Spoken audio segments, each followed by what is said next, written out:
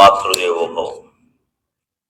అమ్మయటన్న మాట మనకు అక్షరమాలను దిద్దునప్పుడే కమ్మగ నేర్పినారు. అమ్మయటన్న మాట మనకు అక్షరమాలను దిద్దునప్పుడే కమ్మగ నేర్పినారు. తెలుగమ్మల మించిన అమ్మలెవరో ఇమ్మగి. అమ్మయటన్న మాట మనకు అక్షరమాలను దిద్దునప్పుడే కమ్మగ నేర్పినారు. తెలుగమ్మల మించిన అమ్మలెవరో ఇమ్మగి. ఆవును ఇంటిని ఇక ఈశ్వరునిందలపించినారు మాయమ్మరు. అమ్మయటన్న మాట మనకు అక్షరమాలను దిద్దునప్పుడే కమ్మగ నేర్పినారు. తెలుగమ్మల మించిన అమ్మలెవరో ఇమ్మగి. ఆవును ఇంటిని ఇక ఈశ్వరునిందలపించినారు మాయమ్మరు. తెలుగు పద్యములనంకితమిత్తము వారి ప్రేమకై. తెలుగు పద్యములనంకితమిత్తము వారి ప్రేమకై.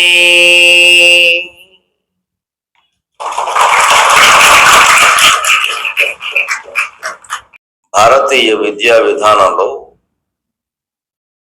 అందున తెలుగు జాతి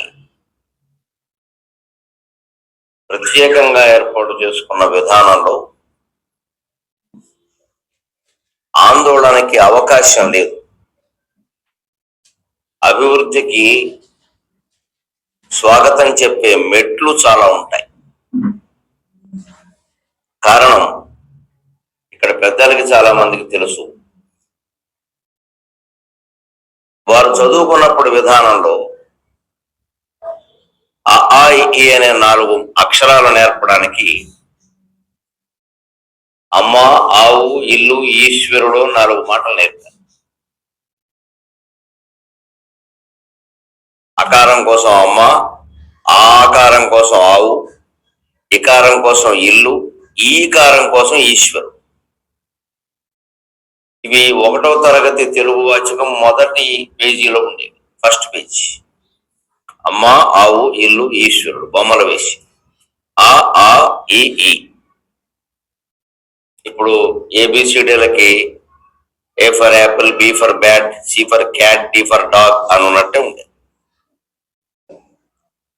కానీ అక్షరాలు నేర్పడానికి బొమ్మలు వేయడంలో ఏవైనా బొమ్మలు వేయచ్చు కదా.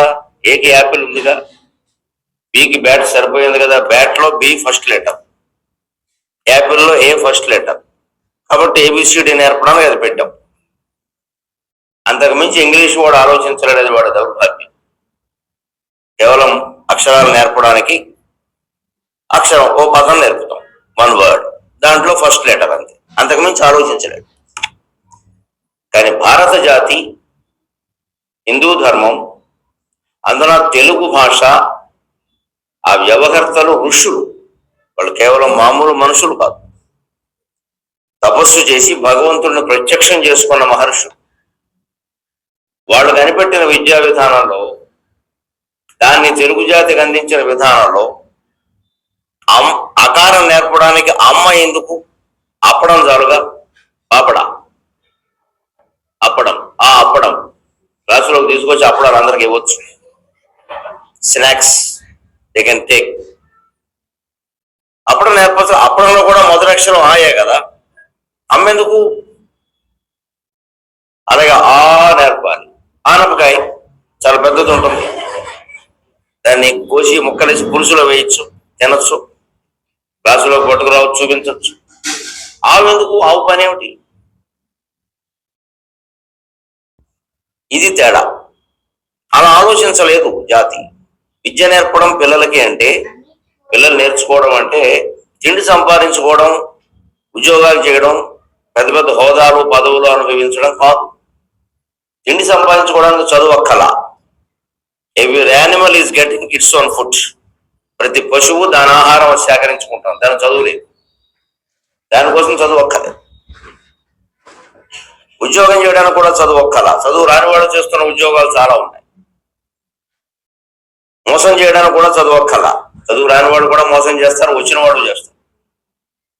డబ్బు సంపాదించడం చదువు ఒక్కలేదు. డబ్బు సంపాదించడం వ్యాపారాలు చాలా ఉన్నాయి. ఇవాళ వ్యాపార రంగంలో బిజినెస్ మ్యాగ్నెట్స్ గా ఉన్నవాళ్ళు ఎవరు పెద్దగా చదువుకున్నవాడు కాదు. దానికి చదువుకేం సంబంధం లేదు. డబ్బు సంపాదన కోసమైతే ఇలా ఆలోచించక. కానీ మన జాతి, తెలుగు జాతి ఎలా ఆలోచించింది అంటే విద్యతో పాటుగా ఒక సంస్కారం నేర్పాలి పిల్లవాడికి. అందుకని అమ్మ, ఆవు, ఇల్లు, ఈశ్వరుడు 4 మాటలు పెట్టారు. అమ్మ, ముందు అమ్మని పూజించు. అమ్మని పూజించడం అంటే కూర్చోబెట్టి నీళ్లు పోసేయడం కాదు, అభిషేకం అని రొంప చేస్తూ, లేకపోతే పాదాలకు దండం పెట్టేసేయడం కాదు. దాంతో ఏం అయిపోదు, అది ఊరికి కాసేపు ఆనందం అంతే. అమ్మ అవసరాలన్నీ చూడడమే అమ్మని పూజించడం. మాతృదేవో భవ అని మనకు చెప్పడంలో ఉద్దేశం ఏంటంటే, మాతృ అంటే కేవలం మాతృ కాదు, పితృ కూడా. మరి ఆయన పక్కనట్టేసేవేటి? ఆయన పక్కనడితే ఆవిడ ఊరుకోదు. మా ఆయన లేకుండా నేనేమిటంటుంది. మాతృ అంటే పితృ కూడా. వెంటనే పితృదేవో భవ అన్నది. తల్లిదండ్రులను గౌరవించడం అంటే ఊరికి వాళ్ళు రాగానే లేచి నిలబడడం కాదు, వాళ్ళ అవసరాలన్నీ చూడడం. ఇంకా వాళ్ళు చిన్నప్పుడు మన అవసరాలను చూశారు కదా, అలాగే మన వారు వృద్ధాప్యంలో చూడకపోతే ఎవరు చూస్తారు? అందుకని ముందు అమ్మ నేర్పితే తల్లిదండ్రుల అవసరాలు చూడటమే విద్యార్థికి మొట్టమొదటి బాధ్యత. తర్వాతే మిగిలినవి. ప్రపంచం అంతా తర్వాతే, ఉద్యోగం అంతా తర్వాతే, పెళ్లిళ్ళు, సంసారాలు, సమస్త సంబంధాలు తర్వాత, ముందు తల్లిదండ్రులు. ఎందుకంటే మనం ఈ భూమి మీదకి రావడానికి కారణం వారు, లేకపోతే ఈ భూమి మీదకి వచ్చేవాళ్ళం కాదు. వాళ్ళని గౌరవించలేకపోయిన తర్వాత విద్య దేనికి? ఇదంతా నేర్చుకోవడం ఎందుకు? అందుకని అమ్మ ద్వారా అంత నేర్పారు. ఇక రెండవది ఆవు. ఆవు ద్వారా ఆనపకాయ పెట్టకుండా ఆవు ఎందుకు పెట్టారంటే, ఆవు పాడి పరిశ్రమ. ఆవు అంటే పాలు, పాలు అంటే వెన్న, నెయ్యి, సమస్తం పాల నుంచే వస్తాయి.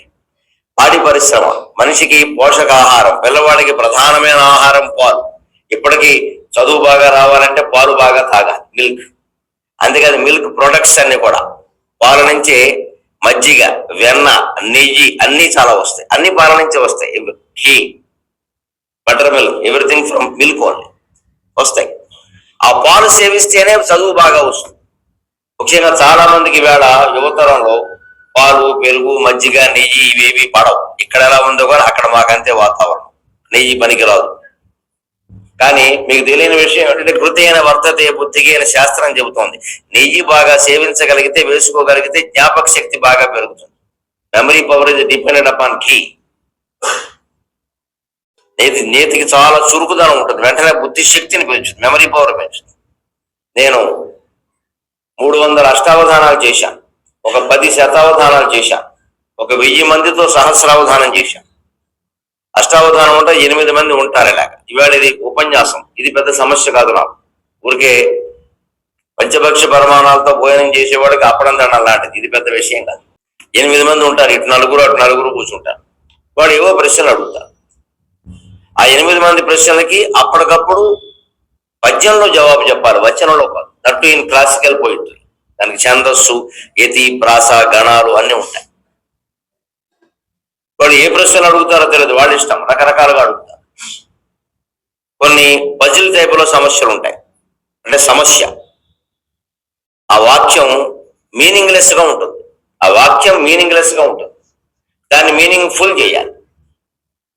మీనింగ్ లెస్ గా ఉండే వాక్యాన్ని మీనింగ్ ఫుల్ చేయాలి. ఆ వాక్యానికి అర్థం ఉండదు, అదో రకంగా ఉంటుంది. దాన్ని మీనింగ్ ఫుల్ చేయాలంటే చాలా ప్రజ్ఞ కావాలి. అది కూడా విదిన్ సెకండ్స్ చేయాలి. పూజ గులాబీ పుష్పముల పూర్వముగా ఒక జామ చెట్టుపై, జామ చెట్టు గులాబీ పూలు పూసేయండి. How is it possible? ఎలా సాధ్యం అవుతుంది? అది సమస్య, అనేది పద్యం. పూజ గులాబీ పుష్పములు అపూర్వముగా ఒక జామ చెట్టుపై. జామ చెట్టు ఉంది, దానికి గులాబీ పూలు పూసింది. జామ చెట్టు గులాబీ పూలు ఎలా పూస్తాయి? ఎంత హైబ్రిడ్ వేసినా పూయవు. ప్రజ్ఞ ఉపయోగించాలి, సమస్యను పరిష్కరించాలి. అది ఉత్పలమాల పద్యం, దాన్ని మార్చకూడదు, దాన్ని అలాగే ఉంచాలి. మిగిలిన 3 పాదాలు ఏదైనా కల్పన చేయొచ్చు.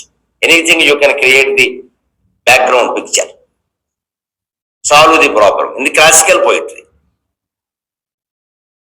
ఒక ఊహా చిత్రం మనసులో మెదులుతుంది వెంటనే. జామ చెట్టు గులాబీ పూలు ఎలా పూస్తాయి? వాచను మోము జామకై బాలికలందరకు క్రమంబుగన్. ఒక బాలికల పాఠశాల ఉంది, గర్ల్స్ హై స్కూల్. ఒక ఊహ. ఆ హై స్కూల్ పక్కనే జామ చెట్టు ఉంది. మనకు జామ చెట్టు కావాలిగా, గులాబీ పూలు ఎలా పోస్తే తర్వాత ముందు జామ చెట్టు ఉండాలిగా. గర్ల్స్ హై స్కూల్ ఉంది. గర్ల్స్ హై స్కూల్ ఎందుకు, తర్వాత విషయం వస్తుంది, మనకు అవసరం. బాయ్స్ హై స్కూల్ అయితే కుదరదు. గర్ల్స్ హై స్కూల్ ఉంది, దాని పక్కనే జామ చెట్టు. సహజంగా బడి విడిచిపెట్టగానే పిల్లల జామకాయల కోసం పరిగెడతారు. 1వ తారీఖు రాగానే మ్యాథ్స్ జీతం కోసం పరిగెట్టరు, పిల్లలు జామకాయల కోసం పరిగెడతారు. వీళ్ళకి జీతాలు ఇవ్వదు కాబట్టి. బడి ఇప్పుడు విడిచిపెడతారా, లాంగ్ బెల్ ఎప్పుడు కొడతారని చూస్తారు. అందుకని అందరూ పిల్లలు పాఠాలు కొంటూనే ఉన్నారు. 4 అయింది, వార్నింగ్ బెల్ కొట్టారు అంటే ఒక 5 నిమిషాల ముందు వార్నింగ్ బెల్ కొడతారు పుస్తకాలు చదువుకోమని. అప్పుడు అందరూ నేను ముందెక్క జామకాయల కోసం అమ్మాయిలందరూ చూస్తున్నారు. వాచను మోము జామకై బాలికలందరకు క్రమంబుగన్. సూచితమైన దుస్తులవి చూడగా ఎర్ర గులాబీ రంగులో. ఆ స్కూల్లో యూనిఫామ్ ఉంది, మనకు అవసరం ఆ యూనిఫామ్. ఆ యూనిఫామ్ అంటే గులాబీ రంగు డ్రెస్. అమ్మాయిలు వేసుకున్న స్కర్ట్ జాకెట్ 2 కూడా గులాబీ రంగు. ఉండొచ్చుగా, అవకాశం ఉందిగా. రకరకాల యూనిఫామ్స్ ఉంటాయి. Like that rose colour uniform ఉంది అమ్మాయిలందరికీ. అంత చిన్నపిల్లలు 5వ తరగతి 6వ తరగతి అంటే ఇక్కడ B3 B4 అంటారు కదా, ఆ ర్యాంక్ B5 ఆ లెక్కలు ఉంటుంది. అందరిది గులాబీ రంగు యూనిఫామ్. పక్కనే జామ చెట్టు ఉంది. సాచియు గంట కొట్టగనే చెయ్యగనెక్కిరి జామ చెట్టుపై. ఒకసారి లాంగ్ బెల్ కొట్టగానే గులాబీ రంగు డ్రెస్ వేసుకున్నటువంటి అమ్మాయిలందరూ జామ చెట్టు ఎక్కారు. అప్పుడు కింద నుంచి చూస్తున్న నా బోటి గారికి ఏమనిపించిందంటే, పూచే గులాబీ పుష్పములు అపూర్వముగా ఒక జామ చెట్టుపై. ఒక పిక్చర్ క్రియేట్ చేశాం అక్కడ, ఒక దృశ్యాన్ని సృష్టించాం. ఒక బాలికల పాఠశాల, అందులో గులాబీ రంగు యూనిఫామ్, పక్కనే జామ చెట్టు. ఈ చిన్న పిల్లలందరూ ఈ వయసులో ఉండే అమ్మాయిలు గులాబీ రంగు డ్రెస్సులు వేసుకున్న పైన జామ చెట్టు ఎక్కితే దూరం నుంచి చూసి ఫోటో తీసేవాడికి గులాబీ పూలు పూసింది వాడు జామ చెట్టు అన్నట్టుగా ఉంది. అదే మళ్ళీ 50 ఏళ్ళ వాళ్ళు ఎక్కితే ఆ పూల్లో ఉండవు, రాలిపోయే పళ్ళులో ఉంటాయి. వాళ్ళు ఎక్కరు కూడా. ఈ ప్రజ్ఞ ఎక్కడి నుంచి వచ్చిందో చెప్పనా? బుద్ధి చురుగ్గా పనిచేయాలని నేను మొహమాటం లేకుండా చెబుతున్నా. ఖచ్చితంగా నెయ్యి వేసుకోవడం వల్లే వస్తుంది. ముందు నెయ్యి వేసుకో. పాలు, పెరుగు, వెన్న, నెయ్యి, మజ్జిగ, ఈ ప్రొడక్ట్స్ ఆ వయసులో 20 ఏళ్ళు దాటే వరకు ఎంత బాగా తింటే అంత బాగా జ్ఞాపక శక్తి పెరుగుతుంది. ఇది జ్ఞాపక శక్తి కూడా కాదు, క్రియేటివ్. ఇది క్రియేటివ్ నాడు, సృజనాత్మక శక్తి అంటారు దాన్ని. క్రియేటివిటీ. ఎందుకంటే పాలు, పెరుగు, వెన్న మీరు ఆ ప్రొడక్ట్స్ పాలు కాచారు, ఇట్స్ రిఫర్మేషన్, అదొక సంస్కరణ. పచ్చిపాలు ఎవరు తాగరు, పాలు కాచారు, అదొక రిఫర్మేషన్, సంస్కరణ. వెంటనే రుచి వచ్చింది. పంచదార వేయకుండానే పాలు బాగుంటాయి, వేస్తే ఇంకా బాగుంటాయి. ఆ పాలు మళ్ళీ చిన్న మజ్జిగ చుక్క ఇంత తోడు పెడతారని మనం చూస్తారు కదా. మజ్జిగ చుక్క ఇంత తోడు చుక్క మళ్ళీ 2 చుక్కలు వేసారంటే పుడిచిపోతుంది. ఇంత చుక్క తోడు పెడ తెల్లారేసరికి కుండ నిండా ఉండే పాలు పెరిగైపోయి. ఎంత ఆశ్చర్యం ఇది! ఇదే క్రియేటివిటీ అండి, భగవంతుడి క్రియేటివిటీ. ఇన్ని పాలు ఒక చుక్క మజ్జిగ చుక్క వేస్తే వెంటనే పెరిగిపోవడం ఏంటి? అది గాడ్స్ క్రియేషన్, భగవంతుడి సృష్టి అలా ఉంది. అంత విచిత్రం. మనం ఒక పద్యం క్రియేట్ చేసిన వాళ్ళం ఎంత గొప్పవాళ్ళం. అది సృష్టి అంతా క్రియేట్ చేసిన వాడు అయినటువంటి వాడు. అందుకని అది మజ్జిగ చుక్క అయింది, పెరుగు అయింది. ఆ పెరుగుని చిలికాం, క్షేణింగ్, వెంటనే చిలకగానే అప్పుడు వచ్చింది కాసేపటికి చాలా చిలకగా వచ్చింది వెన్న. అంటే ఇట్స్ అగైన్ రిఫర్మేషన్. దానికి మళ్ళీ గొప్ప సంస్కరణ. ఆ వెన్న పూస అందుకే చాలా మెత్తగా ఉంటుంది. అంటే దాంట్లో సారం ఎక్కువ ఎసెన్స్, అది సేవించాలి మనం. లాగకపోతే ఏమిటి నష్టం? ఏమి ఎక్కిపోరు అలాగే. అడుగులకి సన్నగా ఉండవు. దేనికి సన్నగా ఉన్నాం? అరగంట మించి ఆగలేరు, 6 ఇడ్లీ మించి తినలేరు. టిఫిన్ కొంచెం ఆలస్యం ఏంటంటే ఆగలేరు. మమ్మీ టిఫిన్ ఇంత చేసి మమ్మీ టిఫిన్ పెడితే తినేది ఎంత మొక్క, తినలేదు. మనకంటే పెద్ద తరం వాళ్ళు అలా కాదు. 1 గంట అయినా అన్నం అడిగేవారు కాదు, ఉండేవారు అలాగే. ఆ 1 గంటకు మాత్రం శుభ్రంగా 3 పూటలకు సరిపడి తినేవారు. కాబట్టి వాళ్ళు బలంగా ఉన్నారు. నేను మొహమాటం లేకుండా చెబుతున్నా. ఇన్ని క్రియేటివ్ పద్యాలు 300 అవధానాల్లో, సహస్ర అవధానంలో ఎందుకు చెప్పగలిగామంటే ముందు ఆహారం, దానికి తగిన సృజనాత్మకమైన బుద్ధి ఉండాలి. ఇలాంటివి అష్టావధానంలో 8 మంది ఉంటే 8 పద్యాలు చెబుతాం. అది ఒక 2 గంటలు పడుతుంది సుమారు. అదే శతావధానం అయితే 100 మంది కూర్చుంటారు, విద్యార్థులు కాదు, విద్వాంసులు, నాట్ స్టూడెంట్స్, స్కాలర్స్. తెలుగు సంస్కృతాల్లో దిగ్ధంతులైన పండితులు కూర్చుంటారు. వాళ్ళు ఇలాంటి సమస్యలు, దత్తపోతులు లాంటివి ఒక 100 ఇస్తారు. 2 రోజులు పడుతుంది, 2 days. డైలీ రోజు 10 గంటలు, 10 hours వర్క్ చేస్తాం. 2 బదులు 20 గంటల్లో 100 పద్యాలు చెప్పి 100 ఏకదాటిగా అప్పగిస్తాం. దాన్ని శతావధానం అంట.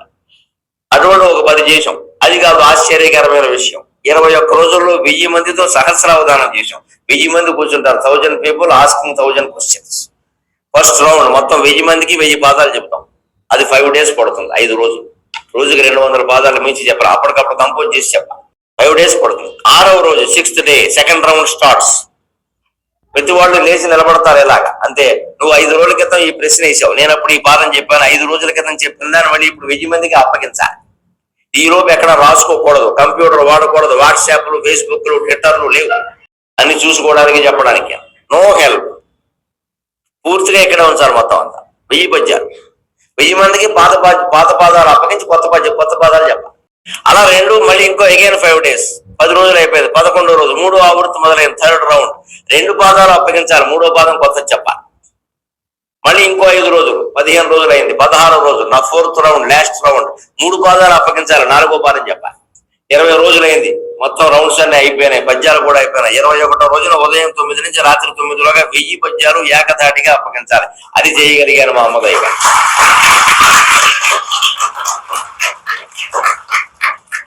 How is it possible? We made it possible.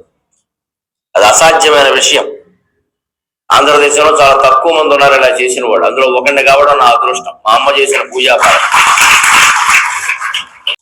We made it possible. ఇంకో మొహమాటం లేకుండా చెప్తున్నా, only Telugu people can made it possible. Only Telugu people made it possible. ఈ అవగాహన ప్రక్రియ మరో భాషలో లేదు, తెలుగులో తప్ప. సంస్కృతంలో కూడా లేదు. మనం సంస్కృతం నుంచి తెలుగు తెచ్చుకోలేదు, దీన్ని మన సొంతం. ఇది తమిళం, కన్నడం, ఇతర భాషల్లో ప్రయత్నాలు చేశారు, నాట్ సక్సెస్ఫుల్. ఎవరు విజయవంతం కాల. తెలుగులోనే అది అష్టావధానం నుంచి సహస్రావధానం వరకు పెరిగింది. కారణం, సృజనాత్మకతను మన విద్యా విధానంలో, తెలుగు జాతి విద్యా విధానంలో చిన్నప్పటి నుంచి నేర్పుతారు. అంతేగాని ఏదో అక్షరాలు నేర్పడం కోసం ఏదో 4 పదాలు పడతాం, యాపిల్, బ్యాట్, క్యాట్, డాగ్ అని. ఎవరు నేర్చుకుంటాడు? Only for C it is cat, only for D it is dog.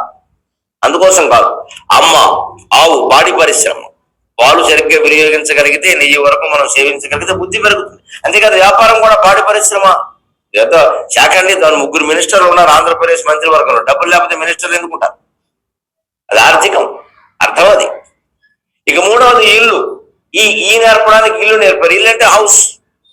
జీవితంలో తల్లిదండ్రుల తర్వాత 4 రూపాయలు సంపాదించుకున్నాక ఓ ఇల్లు కట్టుకుంటారు, పెళ్లి అవుతుంది. పెళ్లి అయితే ఏమంటారు మనకు తెలుగులో? ఓ ఇంటివాడు అయ్యాడంటారు. ఒక అపార్ట్మెంట్ కొనుక్కుంటే ఇంటివాడు అయ్యాడు అనరు, ఇల్లు కొనుక్కున్నాడంట. తెలుగు మాట, ఇల్లు కొనుక్కున్నాడంట. పెళ్లి అయిన వాడిని ఇల్లు లేకపోయినా సరే చెట్టు కింద కాపురం పెట్టేసరి ఓ ఇంటివాడు అయ్యాడు. ఇల్లు ఏది? అది అంతే. అది తెలుగు భాష. ఓ ఇంటివాడు అయ్యాడంటే పెళ్లి అయిందని అర్థం. ఇల్లు కొనుక్కున్నాడంటే పెళ్లి అయిందని అర్థం కాదు. ఓ ఇంటివాడు అయ్యాడు అంటే ఇక్కడి నుంచి నీకు పెళ్లి అయింది కాబట్టి బాబు, నువ్వు బయట ఎంతకాలం తిరిగినా, ఎక్కడ తిరిగినా, సూర్యాస్తం అయ్యాక ఇంటికి వచ్చి నీ కోసం చూసే ఓ ప్రాణం ఉంది అక్కడ. అది ఇంటివాడు అయ్యాడంటే అర్థం. సాయంత్రానికి ఇంటికి రావాలి, భార్య చూస్తుంది ఎదురుగా. నువ్వు తప్పనిసరిగా నువ్వు ఇంట్లో గడపాల్సిందే. నువ్వు సంపాదన కోసం బయటికి వెళ్ళొచ్చు, పగలన్నా తిరగచ్చు, రాత్రి అయ్యేసరికైనా ఇంటికి రావాలయ్యా, భార్య పిల్లలు ఉన్నారు, ఏం దానికి ఇంటికి అని ఇంటిని జాగ్రత్తగా చూసుకో. ఎన్ని మాటలు చెప్పారు? ముందు తల్లిదండ్రులు, తర్వాత నీ సంపాదన, ఆవు, పాడి పరిశ్రమ, సంపాదన, పౌష్టికాహారం, అన్ని తెలివితేటలు అన్ని చూసుకో, తప్పులా. సంసారం కూడా చూసుకో. పెద్ద మన సంసారం ఏర్పడుతుందిగా, దాంతో ఆగిపోకు. 4వది ఈశ్వరుడు, మోక్షం కోసం ప్రయత్నించి. ఈ ప్రపంచం, ఈ జీవితం అశాశ్వతం, శాశ్వతమైంది భగవంతుడు. ఆత్మజ్ఞానాన్ని పొందే ప్రయత్నం చేయాలి. అందుకే మన ఇళ్లలో ఈశాన్యంలో ఉంటుంది పూజా మందిరం. ఉత్తరానో దక్షిణానో పెట్టి ఏం పట్టుకెళ్ళి ఈశాన్యంలో పెడతాం. ఈశాన్యం ఈశ్వరుడు దిక్కు. అందుకే ఈశాన్యంలో బరువులు పెట్టద్దంట. ఇప్పుడు ఈ మైకు తీసుకెళ్లి ఈశాన్యంలో పెడితే ఏదో అవుతుంది అనుకోండి, పిచ్చి నమ్మకాలు అవన్నీ ఏమీ కాదు. అలా పిచ్చి మాటలు పెంచకూడదు. ఈశాన్యంలో బరువులు పెట్టద్దని ఎందుకంటారు అంటే, ఈశాన్యం ఈశ్వరుడు దిక్కు. ఈశ్వరుడు అంటే మోక్షాన్ని ఇస్తాడు. నీకు మోక్షం కావాలంటే ఆత్మజ్ఞానం పెంచుకోవాలి, ఉన్న బరువులు బాధ్యతలు తగ్గించుకోవాలి, కొత్త బరువులు పెంచకూడదు. అందుకని బరువులు పెట్టద్దంట. ప్రాక్టీస్ కోసం బరువులు తగ్గించుకోవాలి, బాధ్యతలు తగ్గించుకోవాలి. ఈశాన్యంలో దేవుడి మందిరం, అక్కడ పూజ చేస్తున్న కొద్దీ మన ఆలోచనలు దేవుడి మీద నిలవాలంటే బరువులు బాధ్యతలు తగ్గాలి. ఈశాన్యంలో మనం పూజ చేసే చోట 2 సూట్ కేసులు పెట్టామనుకో, ఎవడో వచ్చి తాళం తెస్తాడు, నీ జపం పోయింది. లేకపోతే ఏదైనా పప్పులు డబ్బా పెట్టామనుకో, కందిపప్పు మినపప్పు వెనకొచ్చి కొట్టేస్తుంది, పట జపం పోయింది. ఇంకెందుకు? దేవుడి గురించి తెలుసుకోవాలి అంటే, జపం చేయాలి అంటే, ధ్యానం చేయాలంటే నో డిస్టర్బెన్స్ లేకుండా ఉండాలంటే నో ఆర్టికల్. అక్కడ ఏ వస్తువులు ఉండదా? వస్తువులు ఉంటే డిస్టర్బెన్స్ ఉంటుంది, ఎవరో ఒకరు వస్తారు. ఓ బట్టలు పెట్టి బీరువా ఉందండి, ఆ పక్కన కూర్చొని మనం జపం చేసుకుంటుంటే ఆవిడకి ఆ బట్టల అవసరం వచ్చి తలుపు తప్పని తీస్తారు. మన మీద కోపం మామూలుగా ఉంటే మామూలుగా తీస్తారు, కోపంగా ఉంటే తప్పని తీస్తారు. అసలు భార్య బీరువా తలుపు తీసినప్పుడు వచ్చిన చప్పుడుని బట్టి భార్యాభర్తల అనుబంధాన్ని అంచనా వేయచ్చు. ఆ ఇంట్లో మనం ఉండాలో అక్కర్లేదో తెలియజేసుకోవచ్చు. ఖచ్చితంగా తెలిసిపోతుంది మీకు ఆ చప్పుడులో. ఆయన అక్కడ పూజ చేసుకుంటుంటే ఇవిడికి ఆయన మీద ప్రేమ, వాళ్ళ మధ్య అనుబంధం బాగుంటే ఏమాత్రం చప్పుడు కాకుండా పాపం ఆయన జపం చేసుకుంటారని అసలు అక్కడికి రానే రావు. ఒకవేళ వచ్చినా ఏదో తప్పనిసరి వచ్చినట్టుగా అలా పని చూసి వెళ్ళిపోతారు. అదో చేశాడు జపం, పని లేక ఇక్కడ వస్తుంటే అని తప్పని కొడతారు. ఇవన్నీ ఎప్పుడుందో ఈశాన్యంలో బరువులు పెడితే ఉంటావు, లేకపోతే ఉండవు కదా. అంటే మనస్సులోంచి కూడా బరువులు బాధ్యతలు తగ్గించుకోవాలి. ఈశాన్యం అంటే అర్థం, వయసు పెరుగుతున్న కొద్దీ బాధ్యతలు అప్పగించి తగ్గించుకో. ఇది చెప్పడానికి చూడండి, తెలుగు విద్యా విధానంలో ఆ ఈ అనే 4 మాటల ద్వారా ముందు తల్లిదండ్రులు గౌరవించు, అమ్మ ఆకారం, తర్వాత ఆకారం కోసం ఆవు, నీ పౌష్టికాహారం, ఉద్యోగం, ఆర్థికం, సంపద చూసుకో, 3వది ఇల్లు సంసారం జాగ్రత్తగా చూసుకో, 4వది సంసారం రొంపిలో పడి ఆడవక మోక్షం కోసం ప్రయత్నించి. మొత్తం జీవిత సారాంశాన్నంతటిని 1వ తరగతి in the first class itself and in the first page itself చెప్పినటువంటిది కేవలం తెలుగు జాతి మాత్రమే, తెలుగు భాష.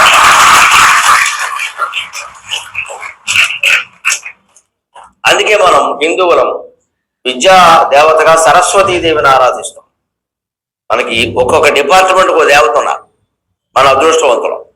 అన్నిటికీ ఒకనే పట్టుకుని ఏడవక్కల, దేనికి దానికే ఉన్నారు. మంత్రిత్వ శాఖల్లాగా డబ్బు కావాలంటే లక్ష్మీదేవి, తిరుగుదేట్లు కావాలంటే సరస్వతీదేవి, శక్తి కావాలంటే పార్వతీదేవి, నిర్భయంగా ఉండాలంటే ఆంజనేయ స్వామి, ఏ ఆటంకాలు లేకుండా సాగాలంటే రేపు పొద్దున వస్తున్నాడు వినాయకుడు. ఎందుకంటే ఇంతమంది దేవుడు ఒక్కడే, అందులో అనుమానం వెళ్ళా. మన దేవుడు కాదమ్మా, ముస్లింల దేవుడు, క్రైస్తవులు, ఇంతమంది దేవుళ్ళు ఉండరు. వాళ్ళకి మతాలు ఉండవు, బ్యాట్యాలు ఉండవు. ఇక్కడ దేవుడికి సృష్టి అంతా నిండినటువంటి ఒక పవర్, ఒక శక్తిని దేవుడు అంట. ఒక పవర్, ఒక శక్తి. శక్తి అయితేనే సర్వాంతర్యామి అవుతుంది. దేవుడికి విగ్రహము రూపము ఉంటే సర్వాంతర్యామి కాలేడు. ఈ మైకు విగ్రహం ఉంది, ఎక్కడే ఉంటుంది, ఎక్కడికైనా పెడుతుంది, పంపిస్తేనే పెడుతుంది, అదే వెళ్ళదు. మరి దేవుడు సర్వాంతర్యామి ఎలా అయ్యాడు? దేవుడు విగ్రహం కాదు. దేవుణ్ణి మనం గుర్తించడానికి, తెలుసుకోవడానికి చేసే సాధనకి ఈ విగ్రహం అవసరం. అంతవరకే దాని ప్రాధాన్యం. అంతకు మించి పెంచేసామంటే మత కలహాలు వస్తే గొడవలు అవుతుంది. ప్రపంచం అంతా మత కలహాలకి ఇదే కారణం. ఎవరో ఒక రూపాన్ని నమ్ముతారు, ఆ రూపమే దేవుడు అంటారు. రూపం ఎప్పుడు దేవుడు కాదు, రూపానికి అతీతమైనదే దేవుడు. కానీ ఆ అతీతమైన దాన్ని ఆరాధించాలంటే మనం ఒక రూపం ధరించి ఉండడం వల్ల మనకు ఒక రూపం ఉన్న దేవుడు కావాలి, తప్పదు. మనం ఒక రూపం ధరించి ఉన్నాగా, మనమేమి రూపం లేకుండా లేవుగా. అందుకే ఒక రూపం ఉన్న కావాలి. అందుకని ఋషులు రకరకాల రూపాల్లో అమ్మవారిని దర్శించి భగవద్ దర్శనం పొంది మనకు అనుగ్రహించిన రూపాలే రాముడు, కృష్ణుడు, అమ్మవారు, శివుడు, ఆంజనేయ స్వామి, అయ్యప్ప స్వామి, కుమారస్వామి, విఘ్నేశ్వరుడు, రకరకాల. ఇందులో మళ్ళీ విద్యకి సరస్వతిని ఎందుకు దైవం చేశారు? సరస్వతీదేవి ఆకారాన్ని మీరు గమనించిన, ఆవిడకు 4 చేతులు ఉంటాయి. ఈ చేతిలో జపమాల ఉంటుంది, ఇక్కడ ఈ చేతిలో పుస్తకం ఉంటుంది, ఇక్కడ ఈ 2 చేతుల్లో వీణ ఉంటుంది. మీకు సరస్వతి విగ్రహం ఇలా చూస్తా. కానీ ఈ సరస్వతి విగ్రహం లౌకిక సరస్వతి. ఈ పుస్తకం సాహిత్యానికి ప్రత్యేక. గ్రంథాలు చదివితే కానీ జ్ఞానం రాదు. విద్య అంటే అంత గ్రంథాలు చదవాలి. ఈ వీణ సంగీతానికి ప్రత్యేక. సంగీతం, సాహిత్యం. ఈ జపమాల, జపం ద్వారా మోక్షం పొందుతాం, ధ్యానం చేస్తాం. అందుకని సంగీతం ద్వారా, సాహిత్యం ద్వారా మోక్షం పొందే ప్రయత్నం చేయి. సంగీతం, సాహిత్యం ఇవన్నీ లౌకిక విద్యలు. కానీ వైదిక విద్యాతి దేవత ఉంటుంది, ఆవిడని సరస్వతి అనరు, శారద అంట. మనం శారదా మఠంలో కూర్చొని మాట్లాడుకుంటాం. శారదాదేవి వైదిక విద్యాతి దేవత. అంటే వేదములు, ఉపనిషత్తులు, వాటిని వైదిక విద్యలంట. అవి లౌకిక విషయాలు బోధించవు, లోకానికి అతీతమైన విషయాలు బోధిస్తాయి ఉపనిషత్తు. లోకానికి అతీతమైన విషయాలు. అందుకని వాటిని వైదిక విద్యలో అంట. ఆ అతీతమైన జ్ఞానాన్ని పొందితేనే మనం మనశ్శాంతిగా ఆనందంగా ఉండగలుగుతాం. అందుకని ఆ శారదాదేవి విగ్రహం వేరుగా ఉంటుంది, చాలా మందికి తెలియదు. ఆ శారదాదేవి విగ్రహంలో ఈ చేతిలో పుస్తకం ఉంటుంది మామూలే, ఈ చేతిలో జపమాల ఉంటుంది, అది కూడా మామూలే. రెండు చేతుల్లో వీణ ఉండదు. ఒక చేతిలో చిలుక ఉంటుంది, ఇంకో చేతిలో పద్మం ఉంటుంది. శృంగేరి పీఠం వారు ప్రకటించిన శారదాదేవి చిత్రం చూస్తే మీకు అర్థం. ఆవిడ బాసం పెట్టేసుకుని కూర్చుని ఉంటుంది, ఒక కారు కిందికి ఒక కారు పైకి ఉండదు. ఆవిడని శారదాదేవి అంట. ఆవిడ వైదిక విద్యాతి దేవత. ఆవిడనే బమ్మెరపోతన గారు భాగవతంలో వర్ణిస్తాడు విద్యా వ్యవస్థకి ప్రత్యేకగా. క్షోణితలంబు నెన్ను దురుసోకగ మృక్కి నుతింతు, క్షోణితలంబు నెన్ను దురుసోకగ మృక్కి నుతింతు, సైకత శ్రోణికి చెంచరీక జయ సుందర వేణికి, సైకత శ్రోణికి చెంచరీక జయ సుందర వేణికి, రక్షితామర శ్రేణికి తోయ జాత భవ చిత్త వశీకరణైక వాణికి, వాణికి అక్షదామ శుక వారిజ పుస్తక రమ్య పాణికి, క్షోణితలంబు నెన్ను దురుసోకగ మృక్కి నుతింతు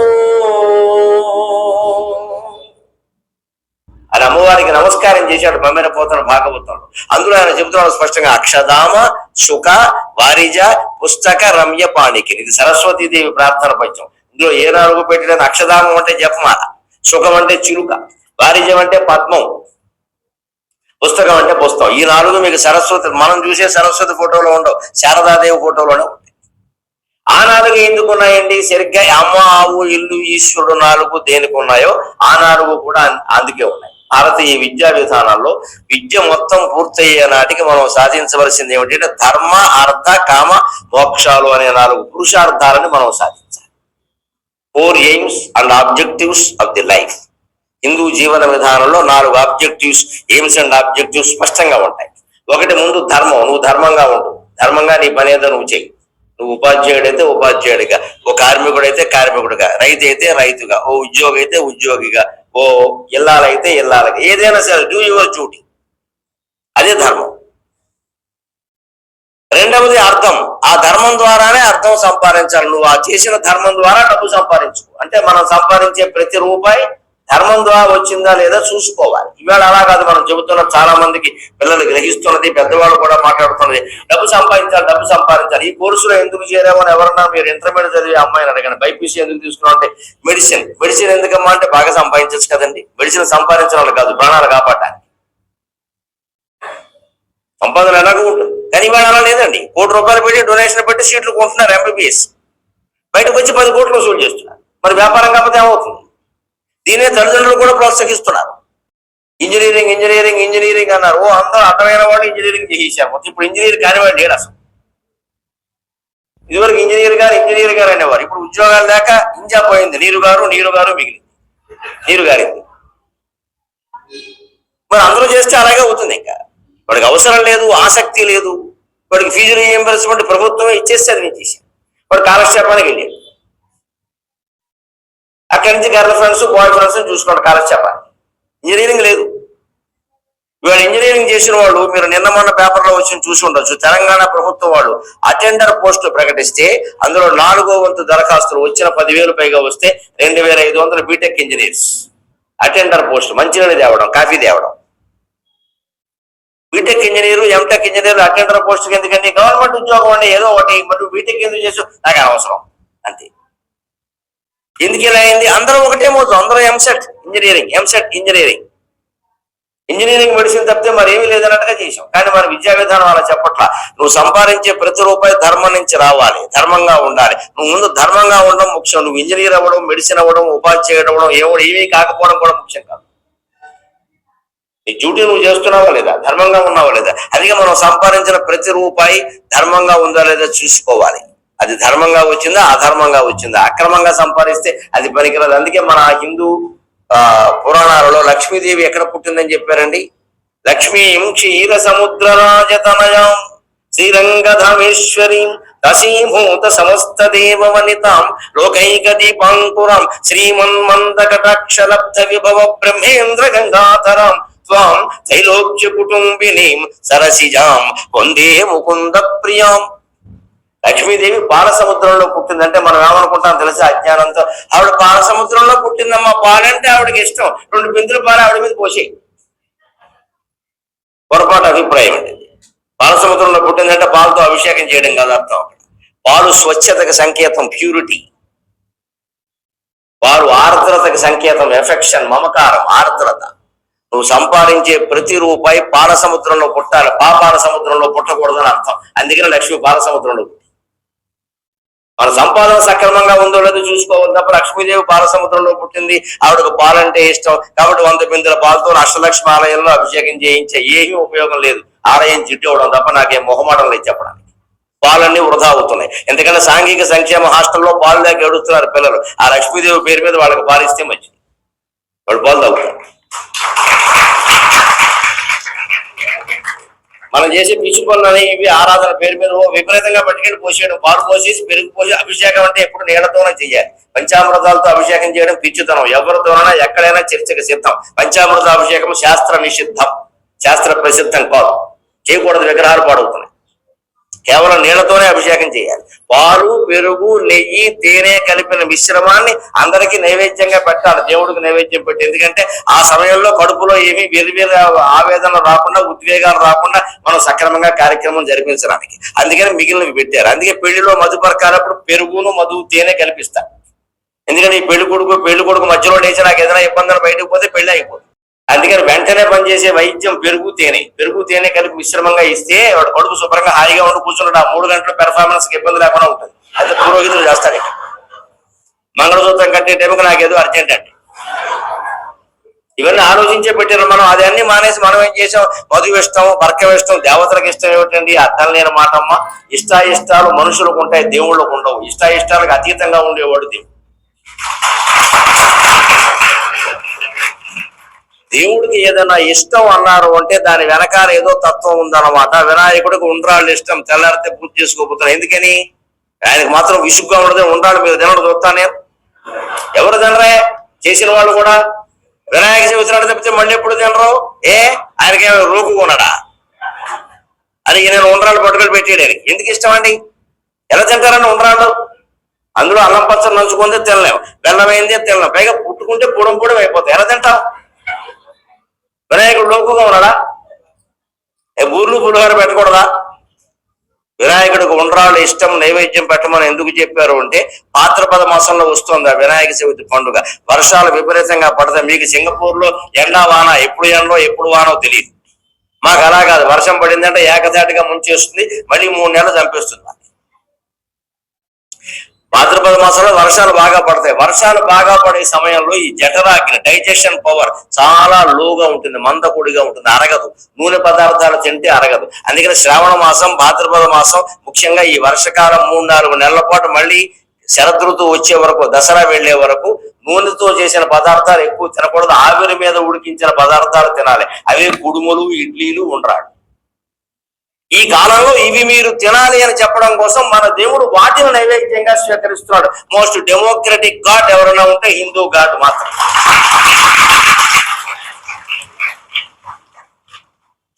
ఈ రహస్యం తెలియక మనం ఏం చేస్తాం, ఒక 1000 ఉండ్రాలు చేసాము అని ఒకళ్ళు, నేను 1,00,000 చేశాను ఒకడు. ఎవరికి కావాలి? 1000 కేజీల లడ్డు, 2000 కేజీల లడ్డు. ఓవర్ యాక్షన్ బాగా ఎక్కువ మనకి. అదేదో పెద్ద గొప్పగా చెప్పడం, మళ్ళీ దాన్ని ప్రసాదం అని పంచిపెట్టాం. ఇందులో ఎవరినైనా సరే కూర్చొని 4 ఉండ్రాళ్ళు వరుసగా తినమని చట్నీ లేకుండా చూస్తాను నేను. మరి నువ్వు తినలేవు, దేవుడు మాత్రం ఎలా తింటాడా? ఆయన లోకుగా ఉన్నాడా? వినాయకుడికి ఉండ్రాళ్ళు ఇష్టం, ఇంకోటికేమో ఊరగాయ ఇష్టం అని ఉండదండి.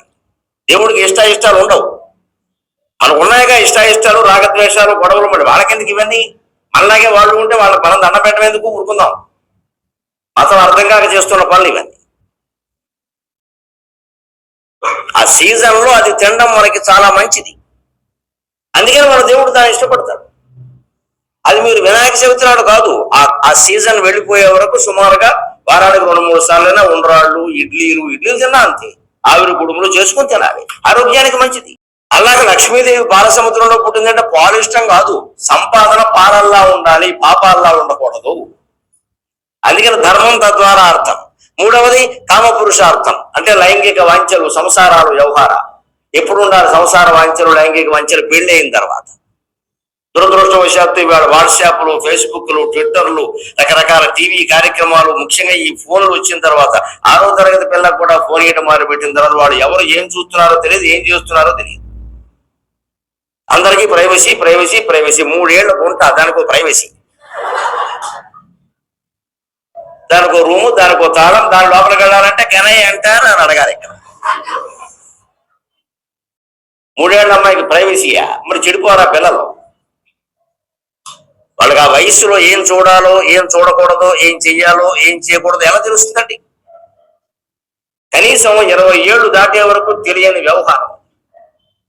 అందుకే ముందు ధర్మం మీద, తర్వాత ఉద్యోగం మీద దృష్టి పెట్టి అర్థ పురుషార్థం సాధిస్తే తప్ప కామ పురుషార్థంలోకి వెళ్ళకూడదంటే వెళ్ళవ్వాలి ఆ వయస్సు దాకా.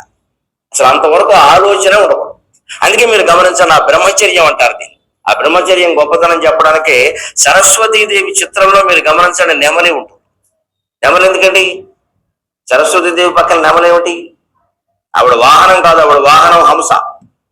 ఆవిడ వీణ ఆవిడ చేతిలో ఉంది. నెమలేమిటి? నెమలి బ్రహ్మచర్యానికి సంకేతం. ఆడనెమలి, మగ నెమలి ఏడాదికో, 2 ఏళ్లకో, 3 ఏళ్లకో ఒకసారి కలుస్తాయి. శారీరక సంపర్కం నెమళ్ళ మధ్యలో చాలా అరుదు, చాలా అరుదు, వెరీ రేర్. ఆ మగ నెమలి ఆనందంగా పురివిప్పి నాట్యం చేస్తూ ఉంటుంది.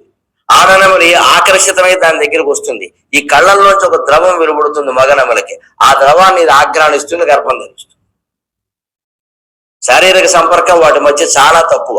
అందుకని చదువుకున్నంత కాలం ఈ శారీరకమైన సంబంధాల గురించి ఆలోచనలు పనికిరావు పెళ్ళయ్యే వరకు అని చెప్పడానికే మన దగ్గర సరస్వతీదేవి పక్కన నెమలి పెట్టారు. ఇది మన దేవతల ఆకారాల రహస్యం.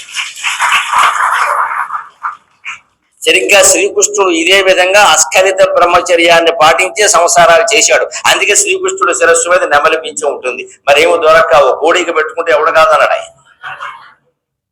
ఆయన నెమలి పింఛం పెట్టుకుంటే రాముడు పెట్టుకోడు. రాముడు సంసారం చేశాడు, ఏకపత్ని వ్రతుడు. కానీ శ్రీకృష్ణుడు మనకు అర్థం కాదు. భాగవతం మీద ఎప్పుడైనా ప్రసక్తి వస్తే మాట్లాడదాం. ఎవరితోనూ ఆయనకి ఎటువంటి సంబంధాలు లేవు. 16,000 సంవత్సరాలు నడిచి అది వేరే మహామాయ. అది అపూర్వమైన బ్రహ్మచర్యం. అది వాళ్ళు అనుకున్నారు భర్త అని, ఈయన ఎవరిని భార్య అనుకోలేదు. ఆధార్ కార్డు మీద ఎవరి పేరు లేదు, కృష్ణ అంతే. వైఫ్ అంటే డాష్ ఉంటుంది. ఆయన మనస్సులో వీళ్ళు ఎవ్వరూ లేరండి. 16,000 కాదు, 100 మంది కాదు, 8 మంది కాదు, రుక్మిణి సత్యభామ సహా ఎవ్వరూ లేరు. వాళ్ళు ఎవ్వరు భార్యలని ఆయన అనుకోలేదు. వాళ్ళు అనుకున్నారు, అది వేరే విషయం. వాళ్ళు అనుకుంటే ఆయనకేం సంబంధం. వాళ్ళు ఎలా అనుకుంటే అలా దొరుకుతాడు భగవంతుడు. మనం ఎలా అనుకుంటే అలా కనిపిస్తాడు. వాళ్ళు భర్త అనుకున్నారు, భర్తగానే వాళ్ళని ఆనందింపజేశాడు. యశోదాదేవి కొడుకు అనుకుంది, కొడుకుగానే ఆనందింపజేశాడు. వసుదేవుడు కొడుకు అనుకున్నాడు, కొడుకుగానే ఆనందింపజేశాడు. కుచేరుడు స్నేహితుడు అనుకో, స్నేహితుడుగానే ఆనందింపజేశాడు. అందరి పట్ల తమ తమ కర్తవ్యాలు ఎలా నిర్వర్తించాడో కొడుకుగా, తండ్రిగా, స్నేహితుడిగా, భర్తగా ఆయన కర్తవ్యాన్ని నిర్వర్తించాడు తప్పితే అందులో ఏమాత్రం ఆయనకి ఇన్వాల్వ్మెంట్ అంటారే ఆసక్తి అనేది లేనే లేదు. అందువల్ల శ్రీకృష్ణుడు అస్ఖలిత బ్రహ్మచారి. ఆ బ్రహ్మచర్యానికి నెమలి సంకేతం. అందుకని శ్రీకృష్ణుడు శిరస్సు మీద నెమలి పింఛం.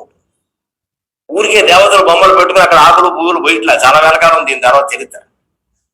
ఆ తత్వం తెలుసుకుని ఆరాధన చేస్తే అప్పుడు మనం కూడా అలా ఉండగలుగుతాం. లేకపోతే శ్రీకృష్ణుడు నెత్తి మీద నెమలుంటే నెమలీకలు ఆయనకి బాగా ఇష్టం అని చెప్పేసి ఒక 100 నెమలు చెప్పేసి ఈకలు పట్టుకుని అభిషేకం చేస్తాం. దానివల్ల హింస జరిగింది. ఏమొచ్చింది నీకు? ఎందుకు నెమలేకలన్నీ పట్టుకొస్తావు? ఆ పురివిప్పిన నెమలి ఎంత అందంగా ఉంది. ఆ పురివిప్పిన నెమలను చూసినప్పుడు నీకు శ్రీకృష్ణుడు గుర్తు వచ్చి నమస్కారం పెట్టాలి, దాన్ని చంపకూడదు. అందుకని ఎట్టి పరిస్థితుల్లో విద్యా వ్యవస్థలో ఉన్నంత కాలం చదువు పూర్తయ్యే వరకు, మ్యారేజ్ అనే సిస్టంలోకి వెళ్లే వరకు విద్యార్థుల మధ్యలో ఎటువంటి శారీరకమైన అనుబంధాలు పనికిరావు. అది చాలా ప్రమాదకరమైన విధానం. పైగా ఒక్కసారి ఆ దృష్టి ఏర్పడింది అంటే చదువుకునే వయసులో ఇక చదువు మొత్తం పోయినట్టే. దానికి boy friend, girl friend, SMS, messaging. SMS అంటే సంక్షిప్త మృత్యు సందేశం అయిపోయింది. ఇక వీరికి వారు పంప, వారికి వీరు పంప, సరిపోయింది. రాత్రి పొగలు ఇదే పని. పైగా మేము ఇండియాలో చూస్తూ ఉంటాం కుర్రాళ్ళని. రాత్రి 11 అవుతుంది, మేము పడుకుంటాం, వాడు పడుకున్నాడని అనుకుంటాం, దుప్పటి ముసి కట్టుకుంటాడు. ఏమిటో లోపల ఏం జరుగుతుందో తెలియదు. ఒక దివ్య కాంతి, సెల్ ఫోన్ లైట్, లోపల లైటింగ్, దుప్పట్లోంచి. మనం దగ్గరికి వెళ్ళి ఏం చేస్తున్నారో దుప్పటి తీసామనుకో, ఏం నొక్కుతాడో తెలియదు. వాళ్ళ అమ్మ ఫోటో, నా ఫోటో ప్రత్యక్ష. వెంటనే మదర్ అండ్ ఫాదర్ ఏం చేస్తున్నారు? అమ్మని మిమ్మల్ని ఆరాధిస్తున్నాను. అర్ధరాత్రి దుప్పట్లో ఆరాధించాలా? నాటకం. వెంటనే నొక్కుతాడండి. మరిపోయింది చిత్రం. దుప్పట్లో ఎందుకు ఆరాధించడం, మేము ఎదురుగా ఉన్నా దీన్ని దుప్పటి ఆరాధన అంటారండి, ఇది ఒక ప్రత్యేక. అర్ధరాత్రి కూడా మిమ్మల్ని మర్చిపోలేకపోతున్నాను అంటాడు. పాపం ఈ తల్లిదండ్రి మాయలో పడి, కుర్రాడు ఎంత మంచివాడు, వీళ్ళు అమాయకుడు, వాడు మంచివాడు కాదు అని వీళ్ళు పోయి పడుకుంటారు. మళ్ళీ వాడు మొదలే ఇంకా మెసేజ్ 1 గంట వరకు ఇలా కాలక్షేపం చేయడం, పొద్దున 9 అయినా లేవు. మనకి ఎర్లీ మార్నింగ్ అంటే 9. ఇంక చదువు ఎలా వస్తుందండి? చదువు ఖచ్చితంగా రావాలి, జ్ఞాపక శక్తి పెరగాలి అంటే విద్యార్థుల కోసం చెబుతున్న మొహమాటం లేకుండా 1000 పద్యాలు ఏకధాటిగా అప్పగించిన వ్యక్తిగా నేను 5 గంటలకు నిద్రలేస్తే ఉదయం చేసేది ముందు ధారణ, సాధన. 1 గంట సేపు ఏవో పద్యాలు చదువుకోవడం, అప్పగించుకోవడం లాంటి సాధన నాకు గంట సేపు ఉంటుంది. ఈ రకంగా 20-30 ఏళ్లుగా చేస్తున్నాను. అందుకని ఎప్పుడు మెమరీ పవర్ తో పద్యాలు ఆ సాధన ఎప్పుడు విద్యకి సంబంధించిన సాధన, మెమరీ పవర్ పెంచుకోవడం, ధారణ అనేది నిద్రకి ముందు చేయాలి, నిద్ర తర్వాత చేయాలి. నిద్రకు ముందు చేయాలి అంటే 10:30 లోపు ఖచ్చితంగా పడుకోవాలి. దాటింది అంటే అది నిశాచరులు, రాక్షసుల కింద లెక్క. ఏం రాదు, చదివినా రాదు అక్కడ. ఆ ముందు గంట చేయాలి. ఎందుకోసం అంటే ఆ చదివి పడుకోవడం వల్ల ఆ చదువుకున్నదే మనస్సులో ఉంటుంది. నిద్రపోతాం కదా, మనసు ప్రశాంతంగా ఉంటుంది. ఏది చదివి పడుకున్నామో అది స్థిరంగా ఉంటుంది. అందుకే మన దగ్గర పీడకలం రాకుండా ఉండడానికి ఆంజనేయ స్వామికి దండం పెట్టుకో అని పడుకో. అలా పడుకుంటే మనకి పీడకలం రాదు. ఎందుకంటే మన మనస్సు మారేది దేవుడు దండం పెట్టుకోకుండా ఒక భయంకరమైన టెర్రర్ మూవీ ఒకటి చూసి పడుకున్నాం అనుకో, ఈ పిశాచాలు అందులో పోతాయి. దేవుడు దండం పెట్టుకు పడుకోమంటే ఉద్దేశం అదమ్మా, తప్పేముంది అందులో, నిజమే కదా. అలాగే చదువుకుని పడుకుంటే అది మెమరీలో ఏమైంది, నిక్షిప్తమైంది, రికార్డెడ్ ప్రశాంతంగా. అది మళ్ళీ లేవగానే మనం ఊరికే మొహం కడుక్కుని, మళ్ళీ నిద్రమోహంతో కూర్చోకూడదు, మొహం కడుక్కోవాలి. కనీసం మొహం కడుక్కుని కూర్చుని వెంటనే దాన్ని మెమరైజ్ చేసుకుంటే ఆ నిద్రపోయినప్పుడు స్టోర్ అయినటువంటి మెమరీ యాజ్ ఇట్ ఈజ్ గా ఉన్నట్టుగా అక్షరం తప్పకుండా మళ్ళీ వచ్చేస్తుంది. అప్పుడు అది రోజంతా గుర్తుంటుంది, బతుకంతా గుర్తుంది. అది చేయాల్సిన సాధన. కాబట్టి నేను 1000 పద్యాలు అప్పగించగలిగాను. అది ఎలా సాధ్యం అవుతుంది ఇది లేకుండా? ఇది చెయ్యాలని చెప్పడానికే 3వ పురుషార్థం, కామ పురుషార్థంలో సరస్వతీదేవి విగ్రహంలో చిలుక పెట్టారు. చిలుక మన్మధుడు వాహనం. మన్మధుడు కామ పురుషార్థానికి ప్రత్యేక, మన్మధుడు వాహనం చిలుక. అందుకని అమ్మవారు చిలుక పట్టుకుంటుంది. అది సరస్వతి చిలుకతో సంబంధం ఏంటి? అప్పుడు హంసవాహనం. నెమలి ఎందుకంటే బ్రహ్మచర్యాన్ని పాటించండి అని చెప్పడానికి. చిలుక ఎందుకంటే కామ పురుషార్థం మంచిదే, కానీ పెళ్లి చేసుకోవాలి తప్పనిసరిగా. కొంతమంది అనుకుంటారు బాగా ఏదైనా బ్రహ్మజ్ఞానం అది కలిగితే, వేదాంత జ్ఞానం కలిగితే నేరుగా బ్రహ్మచర్యం నుంచే సన్యాసానికి వెళ్ళిపోవచ్చు కదా, మధ్యలో ఈ పెళ్లి గొడవ ఎందుకండి అంటారు. అలా వెళ్ళిపోకూడదు. ఎందుకంటే కష్టం, చాలా కష్టం. ఎవరో శంకరాచార్య, రమణ మహర్షి, మలయాళ మహర్షి లాంటి అరుదైన వ్యక్తులకు సాధ్యంగా అందరికీ సాధ్యం కాదు. మనం పెళ్లి చేసుకోవాలి, పిల్లల్ని కనాలి, తిప్పలు పడాలి. 100 వేదాంత గ్రంథాలు చదివినా అర్థం కాని వేదాంతం 10 ఏళ్లు కాపురం చేశాక టీకా తాత్పర్యాలతో అర్థం. ఇప్పుడు ఉన్నవాళ్ళు, పెళ్లి అయిన వాళ్ళందరికీ బాగా అనుభవం. అందరం మేము వేదాంత ఉపన్యాసాలు బాగా ఇస్తాం. ఎందుకంటే ఆ ఎక్స్పీరియన్స్ ఎక్కడ పోతాయి? పిల్లల్ని కన్నాక బాట్లు పడ్డాక తెలియదండి. ఇదే వేదాంతాలు ప్రాక్టికల్ లైఫ్ లో రియల్ గా నీకు వాస్తవంగా వేదాంతం తెలిసిపోయింది. నేను ఇంగ్లీష్ మాటలు అవసరానికి ఉపయోగిస్తున్నాను. నేను వాస్తవంగా ఇండియాలో మాట్లాడితే ఇలా మాట్లాడడం, కానీ మాట్లాడాల్సి వస్తుంది. పిల్లలు ఉన్నారు, కనీసం కొంత ఇంగ్లీష్ మాట్లాడితే వాళ్ళకి తెలుస్తుంది కదా, అందుకని మన్నింతురు కాక. వాస్తవానికి రియల్ లైఫ్ లో వాస్తవం తెలియాలంటే పని చేసుకోవాలి, పిల్లల్ని కనాలి, సంపాదించాలి, ఇద్దరి మధ్య విభేదాలు రావాలి, చికాకులు పడాలి, బతుమాలుకోవాలి. కలిపేశారంటే ఎవరి కాళ్ళు ఎవరు పట్టుకున్నారో తెలియదు, బయటకు వచ్చారు పని ఏదో చేసాం. వాళ్ళకి ఎందుకు, దేశానికి ఎందుకు తెలియాలి ఆ గొడవ? ఎవరి కాళ్ళు ఎవరు పట్టుకోకుండా సంసారం ఎలా నడుస్తుంది? నడవాలంతే. అందుకని 10 ఏళ్ళు కాపురం జరిగేసరికి మొత్తం అర్థమైపోయింది పిక్చర్. ఇంకా ఇందులో ఏం లేదురా బాబు, ఏదో ఉంది అనుకున్నాం, అనవసరంగా అర్థమైపోయింది. ఇంక పెందరాలే తొందరగా పిల్లలకి పెళ్లి చేసి మనం తప్పించుకుందాం అంతే. అప్పుడు ఇంక మళ్ళీ వెనక్కి వెళ్ళడం. అదే బ్రహ్మచర్యం నుంచి ఏదో నాబోటిగాడు ఉపన్యాసాలు వినడం వల్ల వైరాగ్యం ఒక్కసారిగా పట్టేసి ఎందుకు వచ్చింది ఈ సంసారం, ఈ బాధ అని సన్యాసంలోకి దిగితే వీడు 3 ఏళ్ళలో మళ్ళీ వెనక్కి వచ్చేస్తాడు. ఎందుకంటే మనస్సు అంత మాయ చేస్తుంది. అనుభవం లేకుండా ఎప్పుడు కుదరదండి. అందుకే మన హిందూ ధర్మంలో బ్రహ్మచర్యం, గార్హస్థ్యం, గృహస్థాశ్రమం, తర్వాత వానప్రస్థం. గృహస్థం అయ్యాక వానప్రస్థం. వానప్రస్థం అంటే వానలో తడవడం కాదు, వనానాం సమూహం వానం, అడవిలోకి వెళ్ళి నివాసం ఉండడం. అడవుల్లోకి వెళ్ళి ఉండడం అంటే అర్థం ఏంటి? ఈ పిల్లలు, కొడుకులు, కోడళ్ళు, కూతుళ్ళు, అల్లుళ్ళు, వాళ్ళ బారసాళ్ళు, వాళ్ళ మనవరాళ్ళు, వాళ్ళ మనవరాళ్ళు, పుట్టినరోజులు, పెళ్లి రోజులు, వీటితో పెద్దవాళ్ళకి సంబంధం ఉండకూడదు. ఏదో ఉన్నాం చేసాం అంతేగాని ఏమిటో ఇంకా మా మనవరాలు పెళ్ళి అయితే చూద్దాం, నీకు ఇలాంటి కాంక్షలు ఉండకూడదు, తగ్గించుకో.